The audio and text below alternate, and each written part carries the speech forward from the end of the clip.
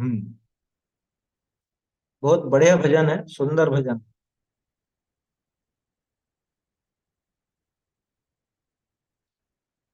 देखो भाई आत्म राम विराजे। देखो भाई आत्म राम विराजे। चहुँ दरब नव तत्व गेय हैं। आप सुग्यायक छाजे। देखो भाई आत्म राम विराजे। अरहंत सिद्ध सूरि गुरु मुनिवर।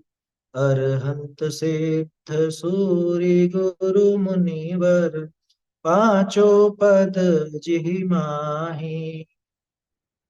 दर्शन ज्ञान चरण तप जिहि में।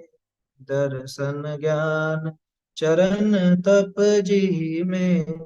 पट तर को नाही। देखो भाई आत्म राम विराजे। देखो भाई आत्म राम विराजे। ज्ञान चेतना कहिए जाकी। ज्ञान चेतना कहिए जाकी। बाकी पुद्गल केरी। केवल ज्ञान विभूति जासुके। केवल ज्ञान विभूति जासुके। आन विभव ब्रह्मचेरी। देखो भाई आत्म राम विराजे। एकेंद्री पंचेंद्री पुद्गल। एकेंद्री पंचेंद्री पुद्गल। जीव अतीन्द्रिय ज्ञाता। ध्यानत ताहि शुद्ध दरब को। ध्यानत ताहि शुद्ध दरब को। जान पनो सुखदाता। देखो भाई आत्म राम विराजे। देखो भाई आत्म राम विराजे। देखिए अर्थ देखते हैं इसका। देखो भाई आत्म राम विराजे। ये जो आत्म राम है, राम किसको कहते हैं? जो रमण करे वो राम।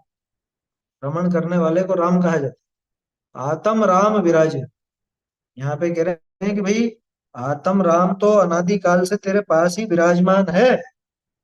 तू उसको नहीं देखता, ये अलग बात है, ये न्यारी बात है। लेकिन आत्म राम तो विराज ही रहा है। ऐसे अनेक भजन आपको सुनने को मिलेंगे। चिन मूरत ज्योति प्रकाश रहे। ये आत्मा की, ये चैतन्य ज्योति प्रकाश रहे। ऐसे ही यहाँ देखो भाई आत्म राम विराजे। अब भजन में बहुत गंभीरता है। भेद विज्ञान की बात भी है, आत्म स्वरूप में लीन होने की प्रेरणा भी। छहो धरब नव तत्व ज्ञेय है। और आप सुज्ञायक छाजे। ये छह द्रव्य कैसे हैं, नौ तत्व कैसे हैं? ये तो ज्ञेय है। छह द्रव्य हुए या नौ तत्व हुए, नाम तो आप सब जानते ही। छह द्रव्य नौ तत्व इत्यादि जो कुछ भी है वो सब तो ज्ञेय है। और आप सुज्ञायक छाजे।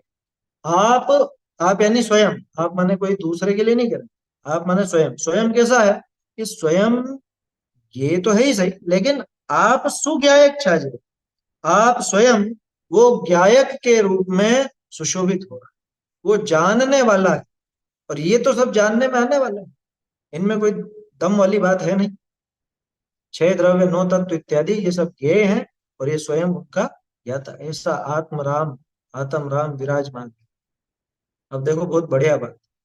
अरहंत सिद्ध सूरि गुरु मुनिवर। पंच परमेष्टि आ गए। अरहंत और सिद्ध जानते ही हैं अपन। सूर्य का अर्थ होता है आचार्य, है ना। गुरु यानी उपाध्याय। और मुनिवर सामान्य साधु। गुरु शब्द उपाध्याय के लिए भी आता है।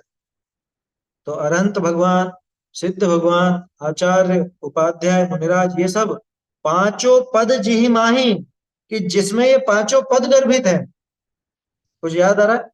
अष्टपहुड़ की गाथा थी ना। अष्टपहुड़ में अपन ने गाथा देखी थी ना। मोक्ष पाहुड़ की 104 नंबर की शायद, है ना। मोक्ष पाहुड़ 104 नंबर की गाथा। अरहंत सिद्धाचार्य पाठक साधु हैं परमेष्टिपन, सब आत्मा की अवस्थाएं आत्मा ही है शरण। यहाँ पे भी वही बात है। अरहंत सिद्ध सूरी गुरु मुनिवर पांचों परमेष्टि, पांचों पद जिहि माही, ये पांचों पद जिसमें गर्भित हो जाते हैं।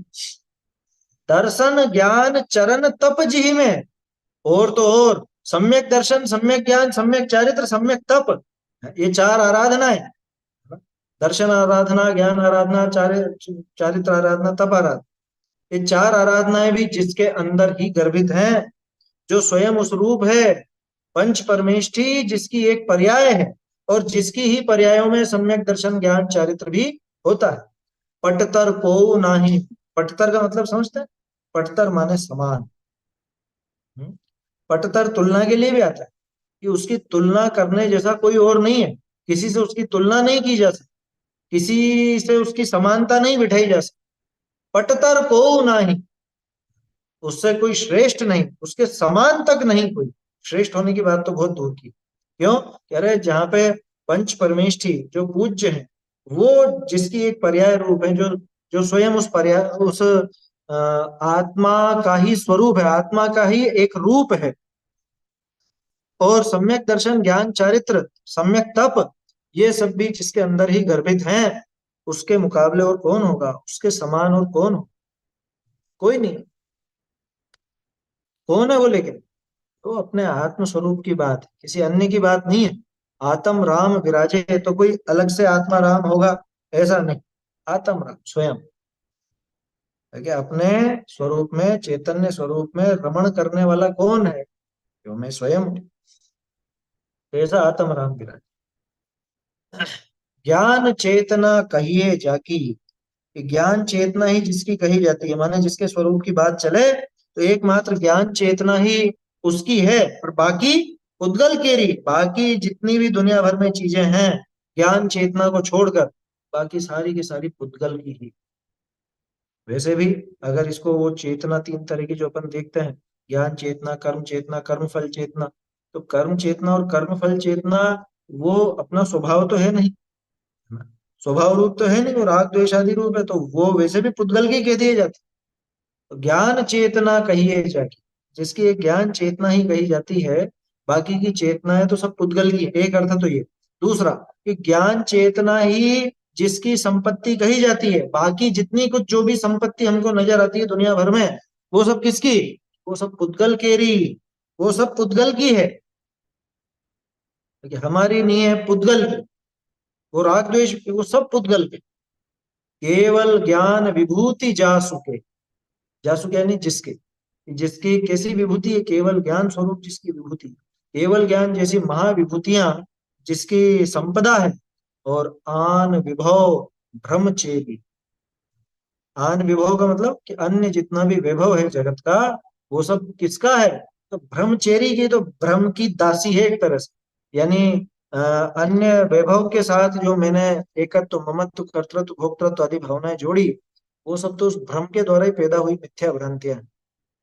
अन्य सारा वैभव भ्रम के कारण, या वो स्वयं भ्रम रूप है, क्योंकि केवल ज्ञान वो अपनी विभूति, और वो जो भ्रम है अथवा भ्रम जिसके संबंध में ऐसा अन्य वैभव, वो हमारी विभूति नहीं है, वो सारी की सारी पुद्गल।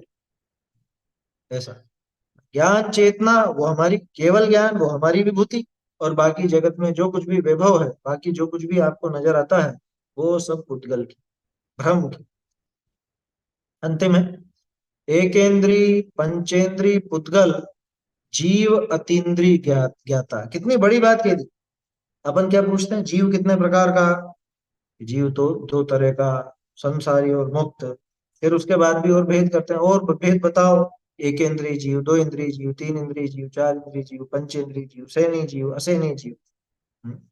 ये तरह तरह के कुल की, योनियों की, शरीर की, इन सब की चर्चा चलती। यहाँ क्या कह रहे हैं? एकेंद्रिय पंचेंद्रिय ये जीव नहीं होते हैं। हैं? इंद्रियों के पाठ में अपन ने पढ़ा कि ये एकेंद्रिय जीव, दो इंद्रिय जीव, अरे ये जीव है ही नहीं ना। लेकिन एकेंद्रिय पंचेंद्रिय ये सब क्या है? ये सब पुद्गल। इंद्रियां जब पुद्गल की हैं, तो जीव को एकेंद्रीय कहना या पंचेंद्रिय कहना, ये तो जीव की जाति बदल दी। हालांकि लोक व्यवहार में कहा जाता है, लेकिन श्रद्धा के स्तर पर क्या माना जाए? एकेंद्री पंचेंद्री पना, ये सारा का सारा तो पुद्गल का खेल है। क्यों? कि इंद्रियां जब पुद्गल की, तो जीव कहां से एकेंद्री हो गया या पंचेंद्री हो गया, बताओ। समझने समझाने के लिए अपन लोक व्यवहार से उसको बोल देते हैं वैसा, लेकिन इसकी असलियत समझ के रहना। कोई जीव कभी एकेंद्री या पंचेंद्री नहीं होता। जीव तो अतीन्द्रिय ज्ञाता, जीव इंद्रियों रहित। आया समझ? इंद्रियों से रहित। अरे जब शरीर ही मेरा नहीं, तो इंद्रियां मेरी कहां से हो? जीव अतीन्द्रिय, अतीन्द्रिय सुख का भोगता है, इंद्रियों के द्वारा पकड़ में नहीं आता है। ऐसा अतीन्द्रिय जीव, वो ज्ञाता, जानने देखने वाला। एक इंद्रिय, दो इंद्रिय, तीन इंद्रिय, ये जीव का स्वरूप नहीं। जीव तो अतीन्द्रिय है, ज्ञाता है। ध्यानत ताहि शुद्ध दरब को, ज्ञान पनो सुख दाता। जयनाथ राय जी कह रहे हैं कि उस शुद्ध द्रव्य का ही ताही, उसी उसी शुद्ध द्रव्य का जानपना सुखदाता। उस द्रव्य को जानना, वही इस जीव को सुख का एकमात्र कारण है। अन्य तो कोई सुख का कारण नहीं है, बाकी सब दुखी के कारण। देखो भाई, आत्म राम विराजे। जैसा ध्यानत राय जी यहाँ बता रहे हैं कि भैया आत्मा राम तो हमेशा विराजित ही है, शोभायमान ही है। तू उसको स्वीकार कर तो, और नहीं करे तो। तू स्वीकार कर चाहे मत कर, वो तो विराज रहा है, वो निरंतर विराजमान। अब ये हमारे ऊपर है कि सामने जो विराजमान है, वही अगर नहीं दिखे, वो नहीं दिखे, तो ये गलती किसकी? वस्तु की तो नहीं। हम भूल जाते हैं ना, पेन रख के भूल जाते हैं, चाबी रख के, चश्मा रख के भूल जाते हैं। कहाँ है चश्मा? का अरे सामने ही रखा, आंखों के सामने रखा, नहीं देखे तो किसकी गलती? ऐसे ही आत्मा राम तो हमेशा विराज रहा है, विकसित हो रहा है, विलसित हो रहा है। कहाँ पे? मंदिर में, पुस्तकों में, यहीं पे। कि तुझे अन्य कहीं और देखने की जरूरत ही नहीं। आया समझ में? तो इस तरह से ये बहुत सुंदर भजन है ना। आगे और भी इस तरह के भजन आएंगे, तो अपन देखो इसके आगे वाला ही था वो जो मैं बता रहा था, निर्विकल्प ज्योति प्रकाश है। निर्विकल्प ज्योति प्रकाश है, इसके आगे का ही भजन। वो आगे देखेंगे अगली बार।